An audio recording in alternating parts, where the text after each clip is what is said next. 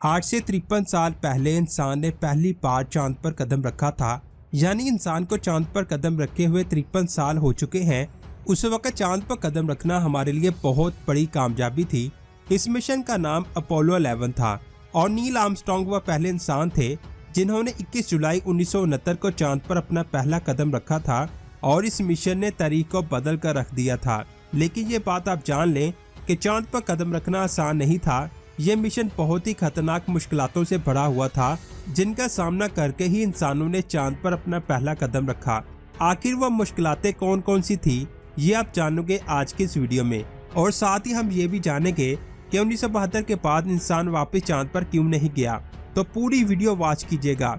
Video शुरू करने से पहले आपसे गुजारिश है कि अगर आपने हमारे चैनल स्पेस वर्ल्ड को सब्सक्राइब नहीं किया तो जल्दी से सब्सक्राइब करने के साथ साथ हमारी वीडियोस को लाइक और शेयर जरूर करें। 20 जुलाई 1969 को नील आर्मस्ट्रांग ने पहली बार चांद पर कदम रखा। ये एस्ट्रोनॉट 21 घंटे और 31 मिनट चांद पर रहे थे और 24 जुलाई 1969 को वापस जमीन पर आ गए थे। इस मिशन के बारे में बहुत सारे लोग बस इतना ही जानते हैं, लेकिन मैं आपको बता दूं, जब नील आर्मस्ट्रांग और इनके साथी चांद पर ठहर रहे थे तो इनके साथ वो कुछ हुआ था जिसके बारे में आपको नहीं पता होगा। आखिर उनके साथ क्या हुआ था, इसे जानने के लिए हमें 53 साल पीछे जाना होगा। 16 जुलाई 1969 को नासा के ऑफिस में हर कोई परेशान था। इस परेशानी की वजह अपोलो 11 मिशन था जो कुछ ही देर में लॉन्च होने वाला था। ये उस वक्त का बहुत बड़ा मिशन था और चांद पर जाने वाले तीनों साइंसदानों की धड़कनें तेज हो चुकी थी। इस मिशन को 8:32 पर कैनेडी स्पेस सेंटर से लॉन्च किया गया। लॉन्च के 4 दिनों बाद ये तीनों साइंसदान चांद पर पहुंच गए थे। जिस मॉड्यूल से ये साइंसदान अपोलो 11 से निकलकर चांद की सतह पर पहुंचे थे उसका नाम ईगल था। नासा को ऐसा लग रहा था कि सब कुछ प्लान के मुताबिक हो रहा है, लेकिन उसी वक्त साइंसदानों के सामने एक बहुत बड़ी प्रॉब्लम आ गई थी जिसके बारे में शायद ही कोई जानता है। प्रॉब्लम ये थी कि ईगल अपने टाइम से 4 सेकंड आगे था। यानी ईगल अपनी तयशुदा जगह पर नहीं बल्कि किसी और जगह पर लैंड होगा। इसका रिजल्ट बहुत ही खतरनाक हो सकता था। ईगल और चांद में अब कुछ ही दूरी बाकी थी। ये सब देखने के बाद वो तीनों एस्ट्रोनॉट बहुत ही डर गए थे। अभी ये लोग पहली प्रॉब्लम का सामना कर ही रहे थे कि इतने में एक और प्रॉब्लम इनके सामने आ गई। वो ये थी कि अपोलो 11 के कंप्यूटर में एक एरर कोड 1202 डिस्प्ले हो रहा था। इस कोड का क्या मतलब था, इन तीनों में से कोई भी नहीं जानता था। वो घबरा के, लेकिन नील आर्मस्ट्रांग ने अपना माइंड यूज किया और इसके बारे में जल्दी से नासा को बताया। नासा ने इनको कहा कि आप इस एरर को इग्नोर करके अपने सफर को आगे बढ़ाएं। आगे जाने पर इन्हें पता चला कि रडार सिस्टम में ज्यादा कमांड आने की वजह से सिस्टम ओवरलोड हो चुका है। अब एक तरफ ये एरर था और दूसरी तरफ चांद पर लैंड करने की टेंशन। नील आर्मस्ट्रांग ने अपना माइंड फिर से यूज किया और सारा कंट्रोल अपने हाथ में ले लिया और ऐसी जगह पर स्पेसक्राफ्ट को लैंड करवाया जिससे इन सब की जान बच गई। उसके बाद 20 जुलाई 1969 को 8:17 पर बगैर किसी परेशानी के ये लोग चांद पर लैंड हो गए थे। नील आर्मस्ट्रांग ने जिस जगह पर स्पेसक्राफ्ट को लैंड करवाया था उस जगह को उन्होंने सी ऑफ ट्रैंक्विलिटी का नाम दिया था। इसी जगह पर उतरकर उन्होंने पहली बार चांद पर कदम रखा था और अपना झंडा भी चांद पर लगाया था। आपको ऐसा लग रहा होगा कि इसमें तो कोई भी परेशानी नहीं है, उन एस्ट्रोनॉट ने तो आसानी से लैंडिंग कर ली है, लेकिन ऐसा नहीं था। वो सभी साइंसदान भी इसी गलतफहमी का शिकार थे। जब उन्होंने अपना झंडा चांद पर लगाया तो उसके साथ कुछ ऐसा हुआ जिसकी वजह से उन्हें लगा कि वो कभी भी जमीन पर वापस नहीं आ सकेंगे, क्योंकि चांद पर टेम्परेचर कम होता है, जिसकी वजह से स्पेसक्राफ्ट के फ्यूल में प्रेशर भर गया था। आहिस्ता आहिस्ता वहां बर्फ जम रही थी।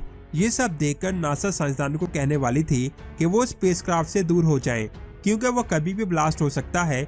लेकिन ऐसा कुछ भी नहीं हुआ। अगर ऐसा हो जाता तो इनका वापस जमीन पर आना नामुमकिन था। सब लोग इसके बारे में बहुत ही परेशान थे और ये सोच रहे थे कि ऐसा क्या किया जाए। लेकिन इन तीनों साइंसदानों की किस्मत बहुत अच्छी थी। जैसे ही टेम्परेचर बढ़ा, बर्फ पिघलना शुरू हो गई और फिर फ्यूल पाइप का प्रेशर नॉर्मल हो गया और तीनों ने चैन की सांस ली। अब यहाँ पर इन्हें एक और प्रॉब्लम पेश आई। इनके एयरक्राफ्ट के एक हिस्से का स्विच टूट गया था, जिसकी वजह से पावर कट हो गई थी। नील आर्मस्ट्रांग के साथी ने इस स्विच को ढूंढ लिया, लेकिन इसे लगाना इनके लिए सबसे बड़ी प्रॉब्लम थी, क्योंकि ट्रेनिंग के वक्त इन्हें ऐसा कुछ नहीं सिखाया गया था, जिसकी वजह से ये इसके बारे में कुछ भी नहीं जानते थे। यहाँ इन्हें यह भी डर था कि कुछ ठीक करते हुए यहाँ कुछ और ही खराब ना हो जाए। इस वक्त इनकी क्या हालत थी, शायद इसके बारे में हम कभी सोच भी ना सके। एडविन ऑल्ड्रिन ने इस प्रॉब्लम को ठीक करने की पूरी कोशिश की, लेकिन वो इसे ठीक नहीं कर सके। एडविन ऑल्ड्रिन ने अपनी पेन को उस राख में डाल दिया, यहाँ से स्विच निकला था और वो ठीक हो गया। अब इनका जमीन पर वापस आने का टाइम आ गया था। अब इन्हें कोलंबिया से वापस आना था, जिसमें 2 मॉड्यूल थे। पहले मॉड्यूल में साइंसदान बैठे थे और दूसरे मॉड्यूल में जमीन से लाया गया सामान था। ये बात आप जान लें, कोलंबिया को जमीन पर आते ही अलग अलग करना था ताकि ये आपस में टकराना चाहे, लेकिन ये दोनों मॉड्यूल एक दूसरे के पीछे आके, वो भी बहुत ज्यादा स्पीड के साथ। अगर ये दोनों थोड़ा सा और नजदीक आ जाते तो बहुत बड़ा धमाका हो जाता, लेकिन ऐसा कुछ भी नहीं हुआ। 24 जुलाई 1969 को इंसानों ने सही सलामत जमीन पर लैंडिंग की और इस तरह यह मिशन कामयाब हो गया और नील आर्मस्ट्रांग वो पहले इंसान बन गए जिन्होंने चांद पर अपना पहला कदम रखा। और इसके बाद 1972 में किसी इंसान ने आखिरी बार चांद पर अपना पहला कदम रखा था। इसके बाद आज तक किसी भी इंसान को चांद पर नहीं भेजा गया। लेकिन यहाँ एक सवाल आता है कि आज हम इतने ज्यादा एडवांस हैं, तो फिर भी नासा ने इंसानों को दोबारा चांद पर क्यों नहीं भेजा। तो ये बात आप जान लें कि अमेरिका का इंसानों को चांद पर भेजने का मकसद सिर्फ और सिर्फ रशिया को स्पेस की रेस में पीछे करना था, क्योंकि उस वक्त रशिया दुनिया की नंबर 1 स्पेस एजेंसी थी, जिन्होंने सबसे पहले सैटेलाइट को स्पेस में भेजा था। और इसके बाद रशिया ने ही सबसे पहले स्पेसक्राफ्ट को चांद पर भेजा, जिससे पूरी दुनिया में इनके चर्चे होने लगे। ये बात अमेरिका को बिल्कुल भी बर्दाश्त नहीं हुई। वो रशिया को हर हाल में स्पेस की रेस में पीछे करना चाहते थे, इसलिए उन्होंने इंसानों को चांद पर भेजने का फैसला किया। ये बात आप जान लें कि अपोलो 11 से पहले भी कई मिशन किए गए जो फेल हो चुके थे, जिनमें कई इंसानों की जान चली गई थी, लेकिन अमेरिका फिर भी हर हाल में इंसानों को चांद पर भेजकर रशिया को पीछे करना चाहता था।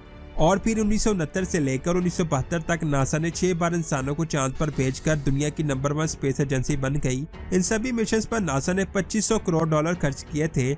आज इसकी वैल्यू 40,000 करोड़ से ज्यादा है। 1969 में जब नासा ने इंसानों को चांद पर भेजा था, तब इसका बजट 5% था, लेकिन आज नासा का बजट 0.5% है, क्योंकि उस वक्त अमेरिका का मकसद रशिया को पीछे करना था, इसीलिए नासा का बजट 5% था। लेकिन आज नासा का बजट बहुत कम है, यानी आज नासा के पास इतना पैसा नहीं है कि वो इंसानों को चांद पर भेज सके, और ना ही नासा ऐसे मिशन पर ज्यादा खर्च करना चाहती है।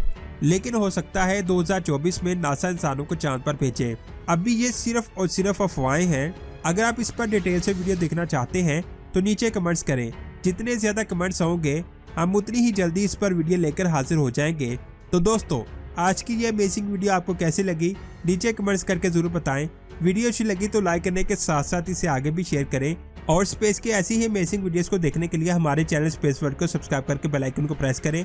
अपना बहुत सारा ख्याल रखें। अल्लाह हाफिज।